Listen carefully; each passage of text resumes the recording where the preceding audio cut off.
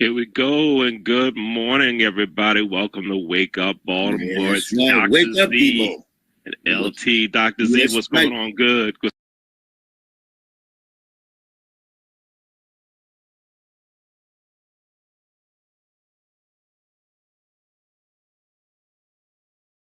On. Bring him on. Uh, Where yes, is he? sir. There he is. There he you go. is. Good morning, Mr. Randolph. Good morning. Good morning from Tampa, Florida. Woo! Don't rub it in. I told you that's what they do in Florida, Dr. Z. Oh, God, Did you now look? Every week now, Michael, you have had your segment, Right. your weather segment, giving us the temperature, and we joke with you like Ain't it 7 weeks ago. We said Florida people always say I'm calling from blah blah blah, where it's 85 degrees, where it's 80 degrees or whatever. New Yorkers always say, well, I'm from New York. Yeah. I'm from I'm New a New York. Yorker. 85 degrees at 7:50 in the morning. Golly Moses, I'm definitely jealous. Wow. I'm up here fighting. I'm up here fighting the blizzard. I've been waiting to get an opportunity to meet you. You're doing extraordinary things. We call you ordinary people that's doing extremely powerful things. Thank you, my brother. Dr. Z, you and I do share a particular group of people, unfortunately. And that's cancer. I'm a cancer survivor. I had lung cancer. Part of my lung was removed, resulting in me being able to breathe 50%. Oh, my goodness. No time that's going to go down. And but my cancer is self-imposed because I smoked. Right. It had me to get cancer. And like you, 85% of my work that I do is for free. Because I do believe in giving back. So That's we right. say those two things. From day one, I said, that Dr. Z, he and I share a lot of things. And that's really about giving back, considering other people before us. And that's the true example of a hero. That individual that forgoes himself or herself and gives back to the community. Beautiful. So that's all of us on this daggone window. All of us. So you definitely inspire us. And because I have a national audience, Dr. Z, could you tell folks about you? Because we want to increase those donations that's coming in because you're doing such a fantastic job. Thank you, my brother. I'm just to give a quick summary. I'm just an old common dude, a doc who just saw a need for the world. And so when I went out in practice, all I did was just give free and barrelless health care. So people can always have it. Think what we're talking about, folks. That's what's needed. It's not about any creativity. You as a fellow man, as a human being, cannot sit there and deny people the right. Let me say that, and we got to keep saying it, Mike, the right, not a privilege of health care. And that's what we push. I grew up here in Baltimore. My daddy was a doctor. I followed him. We did things the same, and we ended up with the same disease. Cancer. He somehow succumbed at 45 to it, and he only practiced 10 years, but they still remember that love, that compassion. We're talking about, what does that video mean? I think it meant a lot. It means the following of a parent, the following of anybody. Just like we said, the Junior Oreos. It's about a commonality of community. And that's what we bring to this. And so when I got ill, and I put it out here for the world, I said, y'all can ride this battle with me, brother. Y'all ride this battle with me. And what has this world done? It actually said as a statement for us rather than for me. Because my buddy, me and Michael Haney, we were just out here to raise a little something to start, and we took a little something to get us over the hump.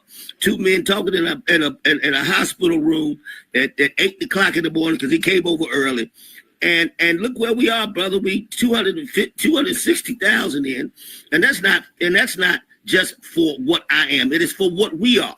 It's to fight the battle for we, Mike. And I think that's what you're trying to show. It's community. It's to fight the battle for we. Folk, you got the message. You got the message that this man put himself out there. And because you'll never know people get it. But you guess what? America got it. and it's still getting it. That's why me and Leo keep talking about. They still got it a month later. They still get something new, and it's that thing. So I'm sitting there fighting 2 cancers, renal cancer. I'm fighting cancer. But the renal's pretty much indolent, so we don't worry about it. But we battling it firsthand, the rectal. So we got a cancer battle, and you know what we're talking about. You're going through some things. Is it my life? Is you this or that? We all make mistakes along the moving and continuum of ourselves. But how do we get up out that pothole is the key. And the people that helped me. Yesterday, at the Empowerment Temple, they helped me. The day before, Roberta's house, they helped me. It is just an incredible voyage, and it's about a statement about us. Yes, we did this. Look what you are doing because you got it. And you're trying to keep funding me. And that funding, and that's why I wear my short, $1 from 1 million. I wear it as much as I can on this show because this has now gone much further than just Dr. Z and his cancer battle. This is a battle of society about good versus evil. And we are going to show them that we can win with the love that we give each other. And this is it.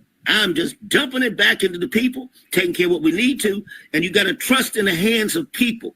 Ain't a better hand to trust to me because I ain't going to walk away with your dollars. I ain't going to walk away with your love. Only thing I'm taking is what you give me. When I say it, I mean we give it to each other.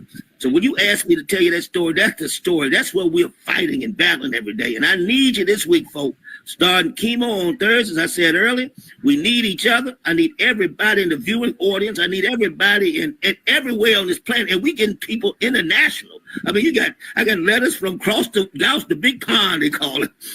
People are just, man, we are galvanizing this world, and we got to keep it going. And I'm not going to stop until we spread that cancerous love. Let me say what I'm saying to you. The cancerous love to every part of it. That's why I told people I'm thankful I got cancer, people. Why? Because I became the voice for the voiceless, and I became the power for the powerless.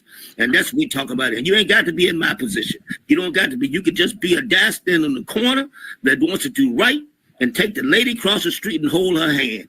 Well, dang it, that's what we doing. We hold a lot of hands. We hold a lot of hearts.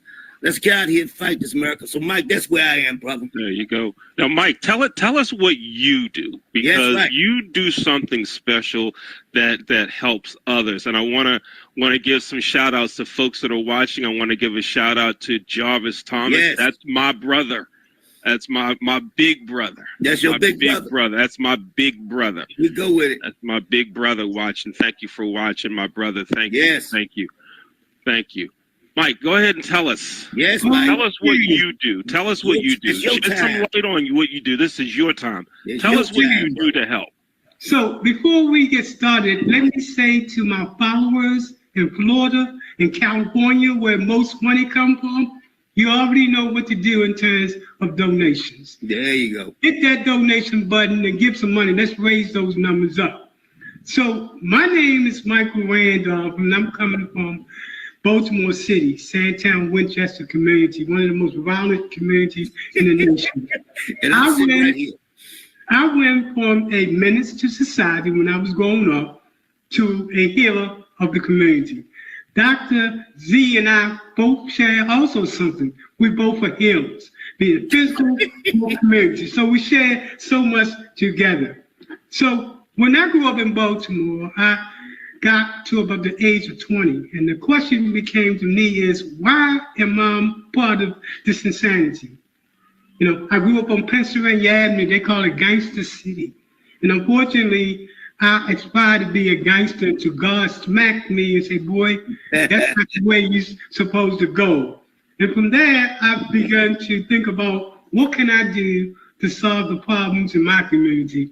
That's why I started off as a community organizer and eventually went to a strategic planner transforming community throughout the nation. Most of my training came from Baltimore, during the empowerment zone in Baltimore and public-private relationship. I got my training from folks from Ivy League colleges, like, excuse me, that's that crazy Alexa, telling people I need to change my dentures. Can you believe it? So live, okay? I wish I had done. But anyway, to get back to the matter at hand, So I had an opportunity to get all that training from Ivy League institution, Harvard, Yale, Princeton. So I could have taken that knowledge and simply go someplace else. I took that knowledge and decided to be a serious player in transforming the community. I went from working with neighborhood nonprofits, that is Community Development Corporation, for over 35 years to eventually I started the Center for Nonprofit and Community Development. And the reason why I started the Center for Nonprofit and Community Development, because I understood, especially when it comes to Black nonprofits, we were at a disadvantage. Let me just quickly give you some numbers related to the crisis when it relates to nonprofit. And this is before the current administration. Right. 12% of Black nonprofits operate with one paid staff. 12%. While 58% in the white community. About 68% of such nonprofits are operating on a budget less than $500,000, and nearly 1/3 operate with just $30,000. Largely made up of volunteers, 4.3 of these organizations operate with no paid staff, be it part-time or full-time. And these numbers are really concerning. And that's what started me to create the Center for Nonprofit. And here's the crazy thing about it. When it comes to giving, Black people give 25% more than white groups. Does it make sense? We get the least, yet we give the most. So that got me an opportunity to start the Center for Nonprofit and Community Development. That's why I focus on nonprofit. What we did, and we provided this training to over 3,500 individuals, nonprofits, faith-based groups, etc., over the period of time. My approach to being able to reach so many people was through social media and using it to give me that audience necessary to say my piece. And basically, that's what happened. So that's what I do for nonprofits. I also do what's known as community development, in which I work with neighborhoods to transform those poor communities. And all this knowledge came from the knowledge I learned in Baltimore. God told me I had a mission and a purpose, and it wasn't about me, but it was about others and what have you. I get my greatest joy by helping others. West Tampa CDC is where I've done a lot of work in Tampa. I took what I learned from Baltimore and applied it in the West Tampa community. I tell you, when I got to the West Tampa community, it was a lot of good leaders, and they wanted to bring me in to put together a strategic plan for the neighborhood. But it had to be from bottom up.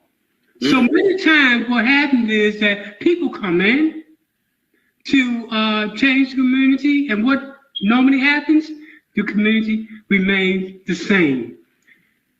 My job was to show community empowerment from the bottom up by giving residents the opportunity to do what they do. And that was easy because you had the leaders that was there ready to fight.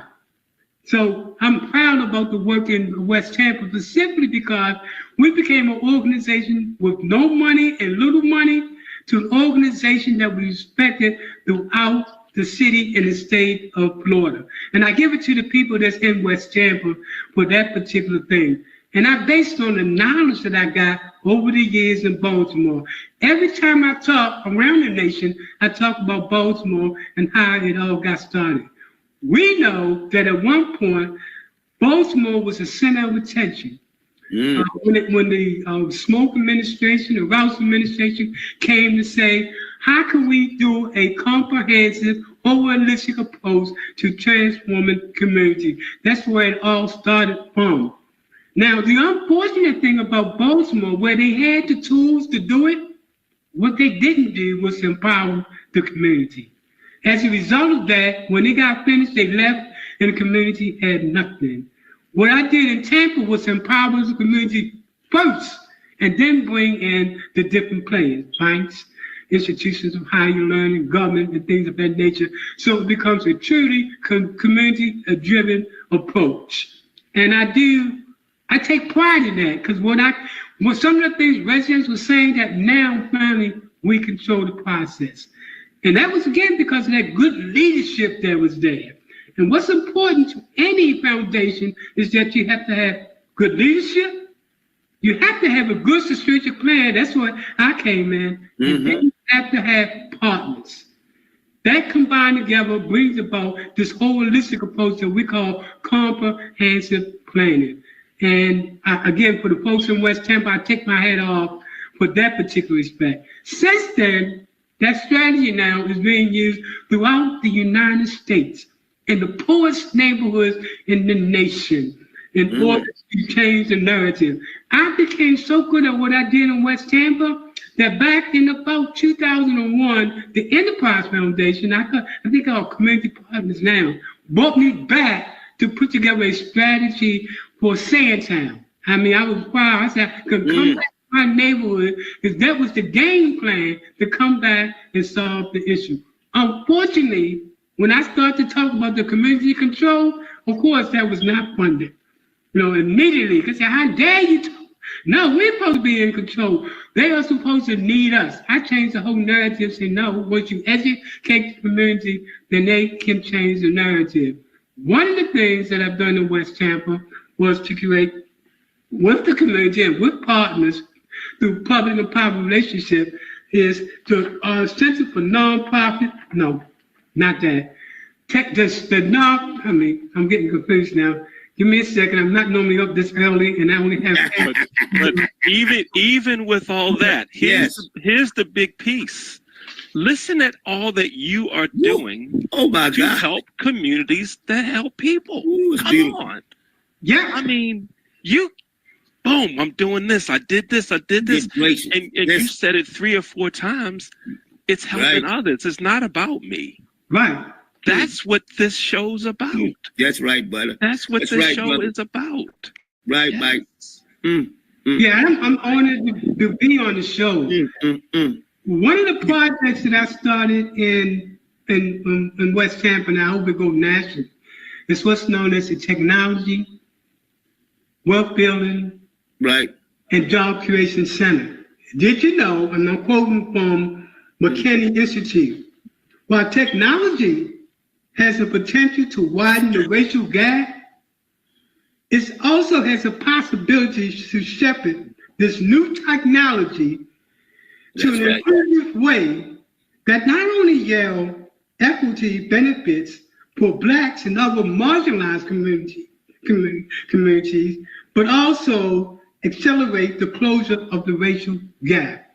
Like no time before, technology will change the narrative when it comes to transforming community.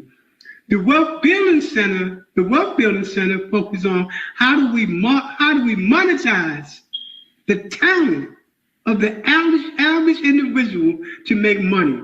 That's why we come up with a home-based business. Don't need a lot of money. All you need is an idea in order to do it. And that creates job creation. That's how you change the narrative in technology. And I'm telling you, I go crazy when I think about technology. It's the solution to all of our problems. And unfortunately, and that's why it's my goal to change the narrative, most African Americans, especially poor African communities, don't have the smartest gap to technology. They have a little bit of knowledge of technology related to the small things when it comes to entertainment, but not the potential when it comes to health, when it comes to economic development, and all of that. And that's what I teach. One of our major focus of late is technology and changing the narrative. So, Mike, let me ask you this. So there's just so much that you do to help. And Dr. Z, remember last week we said that one of the questions we would ask strangers now is, what do you do? Right. What do you do? Mike, your what do you do is... It's incredible. It just kept coming. It's endless.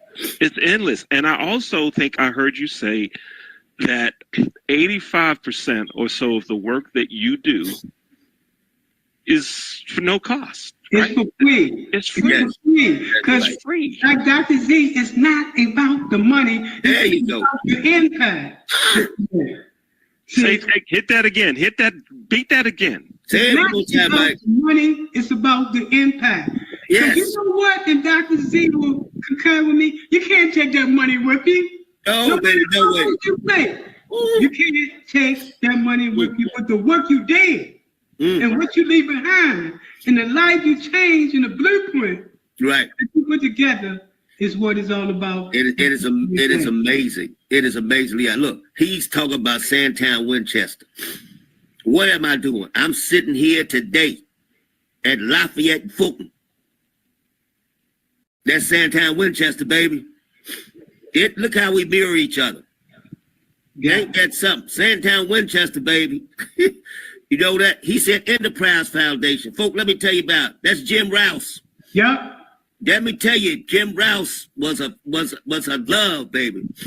Mm-hmm. He started Columbia, people who you don't understand. That's who started Columbia. That's who tried to put a utopian spin to the life. That's who helped fix up some West Baltimore folk. Mike tell you the truth, baby. Enterprise. Yeah. All right? Man put his money where his mouth is. Yeah. He helped black folk. He didn't care what color you were. Yeah. Man, could he create it perfectly? No, he didn't. But guess what? He darn sure made the step. Yeah. And here's a man that we didn't know. Hey, Leon, we knew nothing about all this gonna come out of Mouth's mouth today. Get with Mike done set this place on fire, baby. Yeah. I'm just so impressed. Yeah. I'm a part of the revitalization. This block, and Mike may even know it, 900 block of Fulton. Yeah, okay. Right. I'm on the co-ops. I mean, there's a co-op side and there's a condo side. You know, it's crazy. And we didn't get to move it the way we want to, but one block in Fulton, when you ride down it, it looks brand new because we did it over. And if we can do it here, we can do it the whole block. I hear you. And I take my hat off to you. But let me give you a little bit of history. Those condos and those co-ops. That's right. There you go. I was with the Sandtown Winchester Improvement Association. Right. That did those units. Okay. So I have a lot of history of meeting a lot of extraordinary people that poured into me. And as a result of that was the co-ops and the condo. They told us it couldn't be done because it was a black poor community. That's right. We changed the narrative. When I tell you Baltimore changed the narrative, I mean just about everything. Look at right now with one of the highest rates of crime in the nation. Baltimore is also one of the cities that has the least number of homicide as a result of what Mayor Scott is doing and those other things, along with the governor.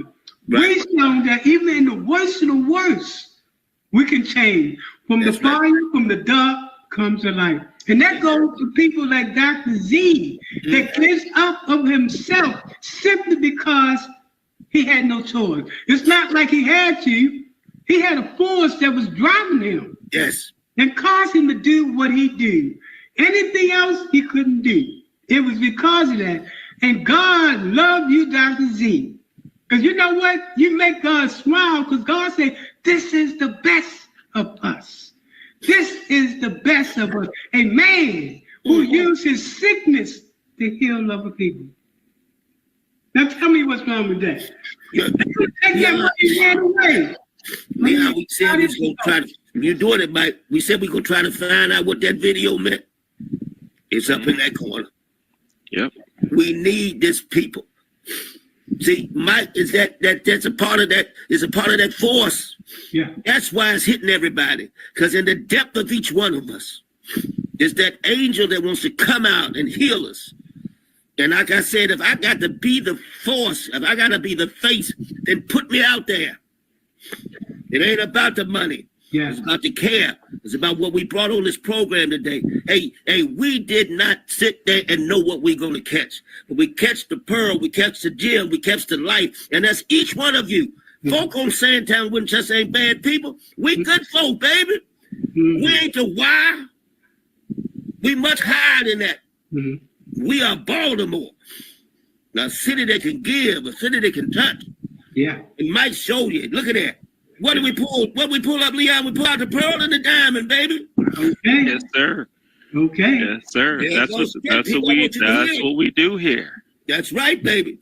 And that proof why I stay here. I sit here one time. Just because you a doctor, you don't have to stop and bleach your community.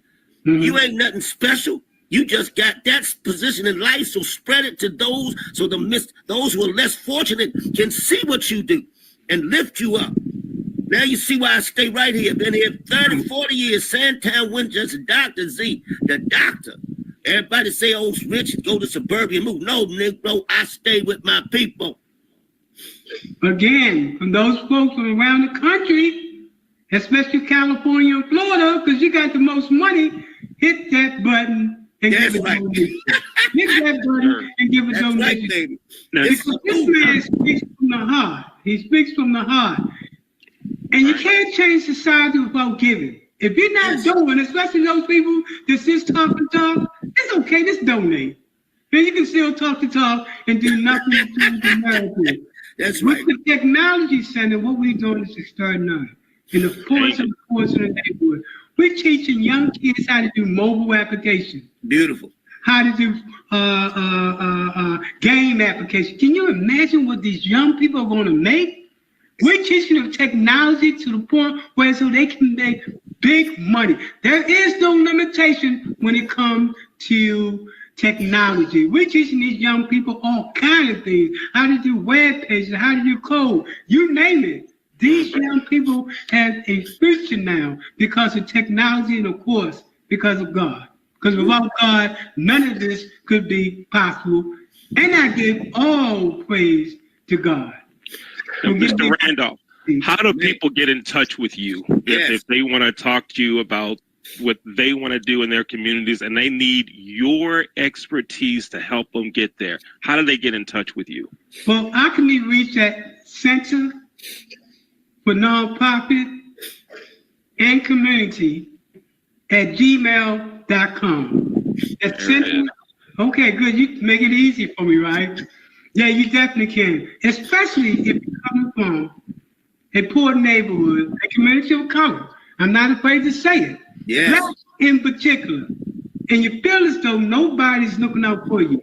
Well, let us come in and change the narrative and put you in control. If it could be done in West Tampa with all those extraordinary leaders there, like Joe Robinson, Dr. Fish, and those other people that fought for that community, it can be done anywhere, especially in Baltimore City. My one dream is to come back to Baltimore and to put together a strategy that transforms that community. Right now, I'm working with individual groups in Baltimore to eventually the big day when we begin to say, here is the transformation process. And the one thing so important in Sandtown, we say, while you do have other people coming in to help, if you don't control that boat, when they leave, you won't have anything. A lot of people think that the only way they can get money is when an organization come in and give them money. But that's not true. If you know how to tell your story and you come together as a neighborhood, will come to you. And guess what? Like the dollar bill normally comes out of the community within an hour. If you use the comprehensive approach, that dollar circulates. You hire people in the community. You create businesses and all of this, but it's all about the community and community empowerment. My gosh. Like Dr. Z, who's out there doing the deed. And Dr. Z, let me ask you a question. I've been wanting to ask this. Where did you get the name Dr. Z from? Well, my daddy was a doctor, and so he was a pediatrician like me. So I told everybody I've been called Dr. Z since I was 4, 5 years old. So I didn't have any choice. So I worked into the name. And hey, I'm glad you said it because it's a good way of looking at it. Somebody threw it out there for me, showed me the example, and I went for it and got the branch wing off the merry-go-round. And that's what we're talking. No different than you talk about a Raw Rouse doing what he did. No different what she did, grab behind him and shit out and put out the power. It ain't about black and white. It's about the betterment of people. And they don't got a color to it, people. Folks, you got to know your history. Mike gave you some history today that takes you to it. So that's where I got that old Dr. Z from. I've been Dr. Z since the beginning of time. So this show is on fire. Yes, baby. Boy, I can't believe it, baby. I love this morning. Hey, got me crying up here, Mike. I love it, brother. This is great, man. I'm so glad. Remember last week, Dr. Z, we said if you want to be on the show, send us an email, right? And so 86 Degrees Tampa Mike sent an email that said, I want to be on. And there we are, right here. He's on the show. On the show. And he just started because this thing is deep, man. But he didn't open it up. Mike, how long you been down in Tampa? I've been in Tampa since 2000. Yeah, right. Really? I've been here 20 plus years. Oh my God! And I've learned so much. I've been trained by the public and the private sector. Right. I've been trained by lenders, investors, government agencies. I got so much training, and without this, I couldn't do it. That's why I understand if you want to change the neighborhood, get the training necessary to have the school box. That's right. And show them how you get the bag, how you get the money, and control the process. Because once you train community people in a certain way, they know how to go and get the money. So often in poor communities, we depend on others to come in, to be that shining knight on a horse. And unfortunately, later on, we see that guy was riding backwards on that horse because the devil was nuts in the game. And that's what we have to learn. We have to do for ourselves. Yes. And everybody has to be held accountable. No question. Like any time before, this is the time that we have to dismiss that myth that blacks are like crabs. We have to change that narrative and come together and work as one. We have no choice. We all we got and we all we need. And I got that from Baltimore. Those groups is out there fighting crime in Baltimore. So Baltimore will always be my heart. I hear you, brother. Where I go, and every place I go, I mean throughout the nation, when I make presentations, I talk about a place called Baltimore, a place called home. We done destroyed the wire all the way through. This has got to be shown. You wanna throw a drum out there?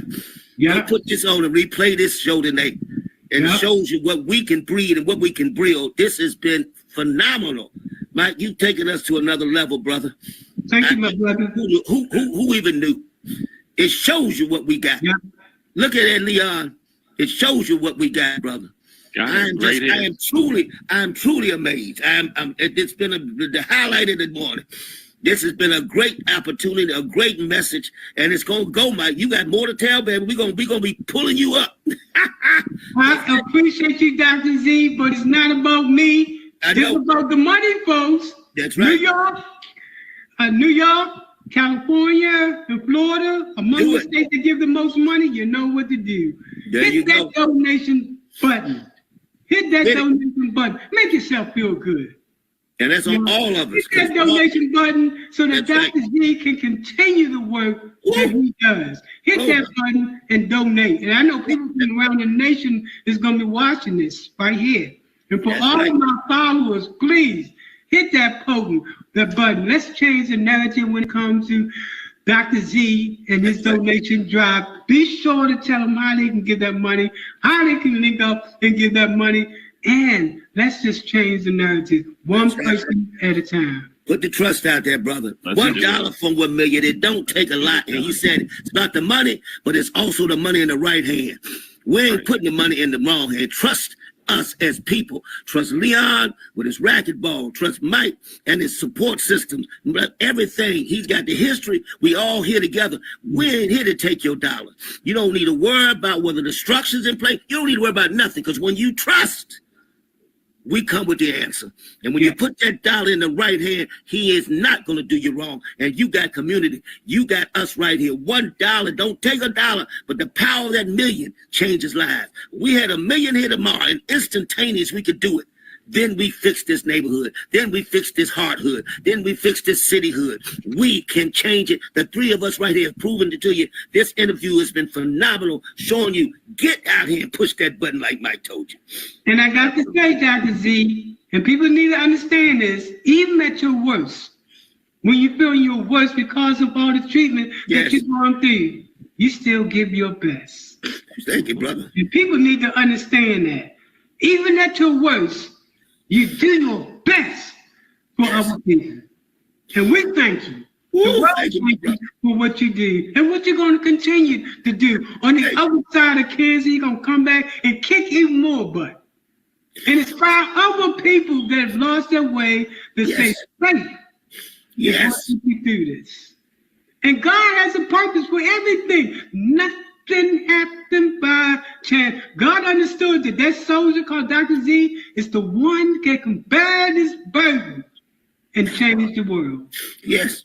And we take our head off to you because thank you, my brother. Thank you.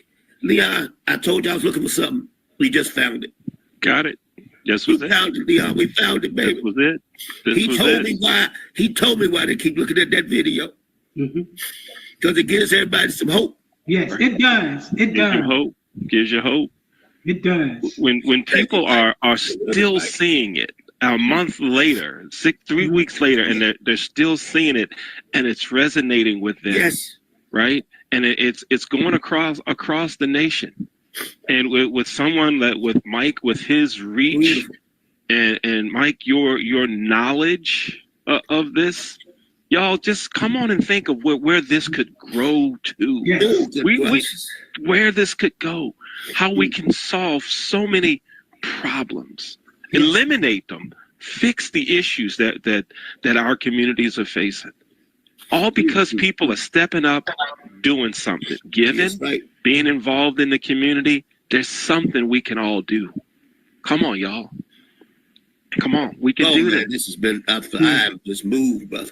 And it don't cost you nothing to change the world. Don't cost you nothing, brother. It don't cost you anything but the time and your commitment. And we have to stop depending on others to do for us. Yes. We have the capacity to do for ourselves. God gave all of us that ability. Be it the guy that's an addict on the corner or the head of a corporation, we all play a role in changing this world. Nobody more than anybody else because of that economic status, but because of the passion and the love in our heart. That's what changed the narrative. Change the narrative. Mr. Randolph, now you know you've watched the show. We always have a segment with Michelle Madison. So you want to stick around for Michelle Madison's medical moment. Let's go to that now. You're watching Wake Up Baltimore. It's now time for Michelle Madison's Medical Minutes with Dr. Z.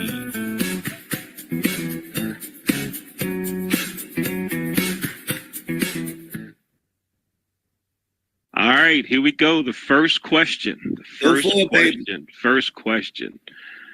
What are your thoughts on vaping? I saw someone doing it in a very public place. Is it really safe? All right.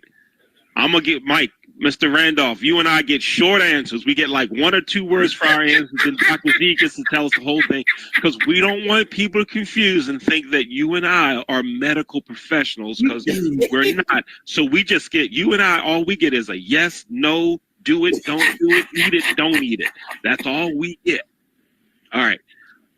What do you think, Mr. Randolph? Is vaping safe? Give me a short answer. No. No.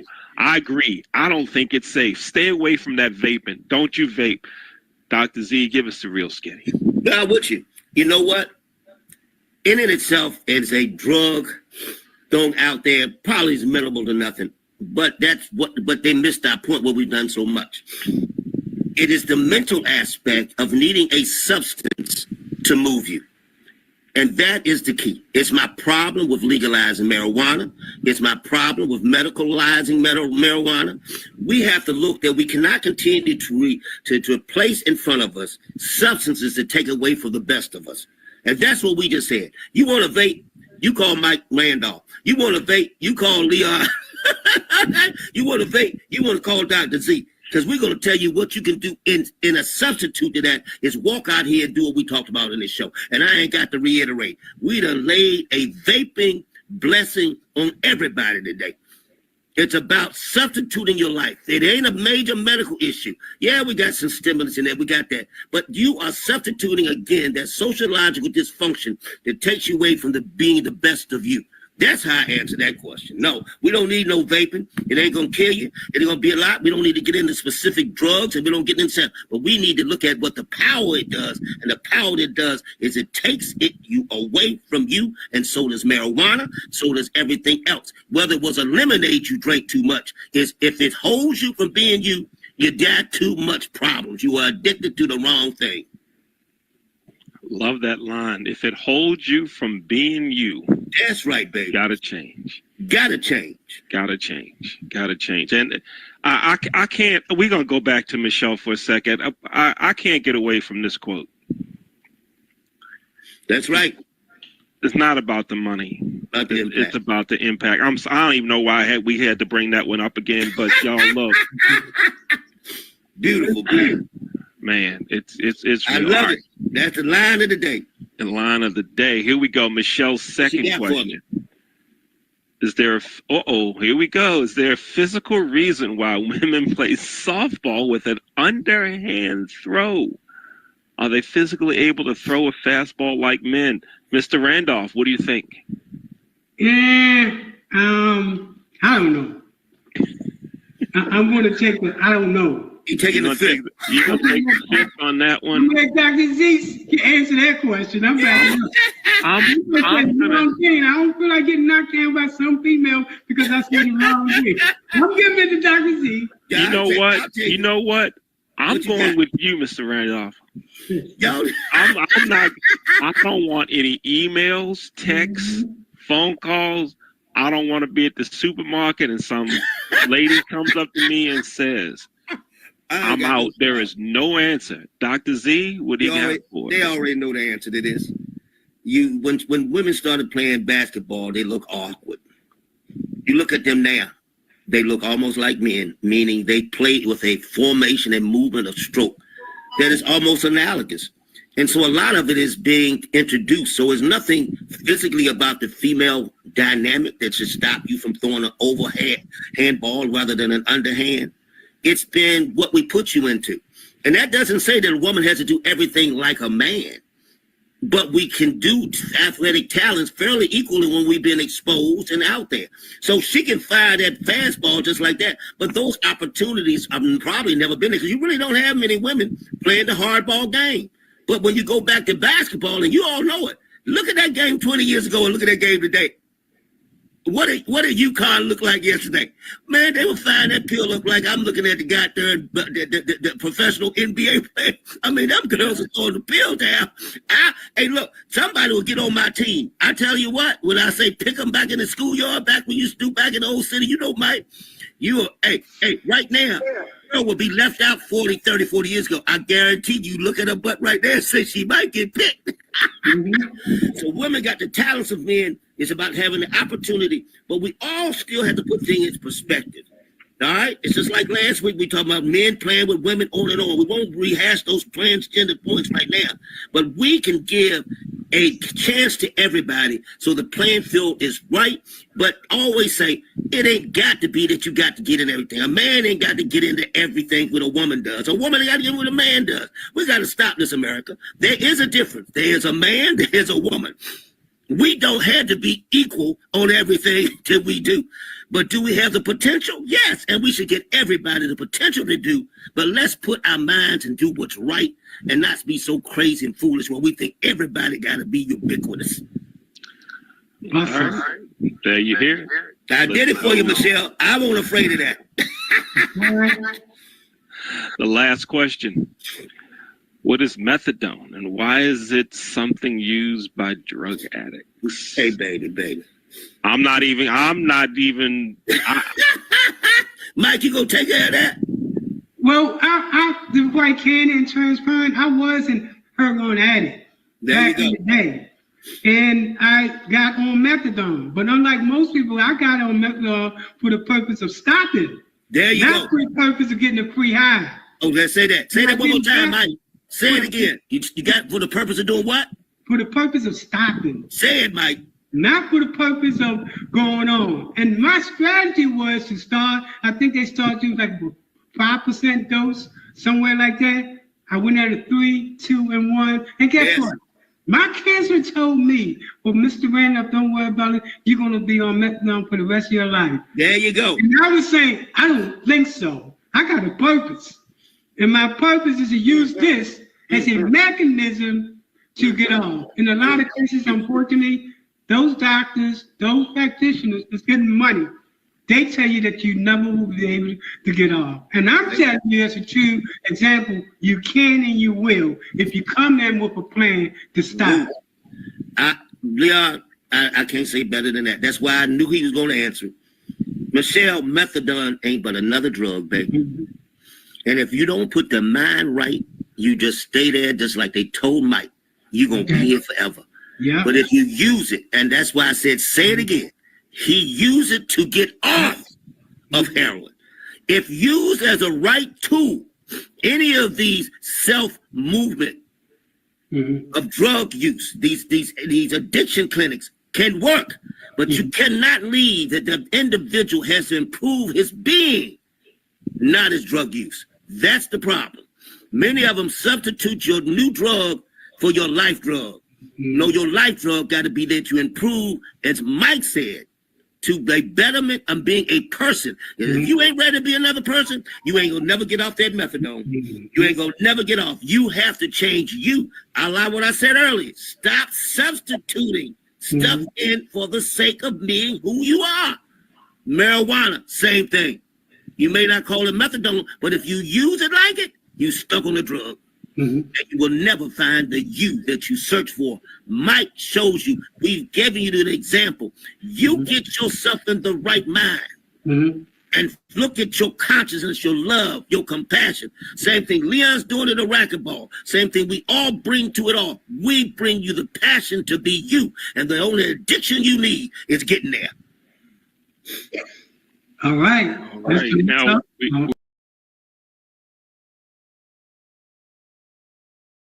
right on. Michael Randolph, thank you for being with us today and for just giving us so much information and telling us about what you are doing, your knowledge, your skills that you have, the education that you have that can help so many others. Folks, there's the email address, Center for Nonprofit and Community @gmail.com. You need this information.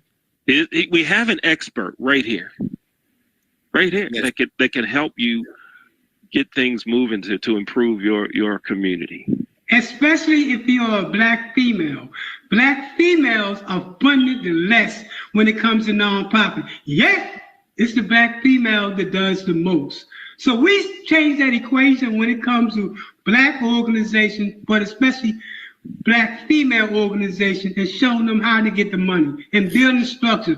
That's over 25,000 corporations and foundations that give money every year.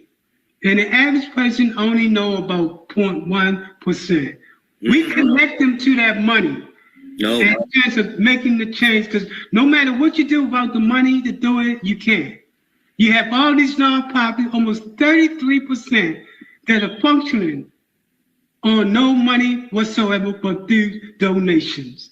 Beautiful. And they're dying. At one point, they're going to die. But if they had the infrastructure necessary, they could tell that story, because that's what it's about. Telling your story. You could get the money. Telling a story. Right on. Baby. I love it, Mike. Thank you so much for being here.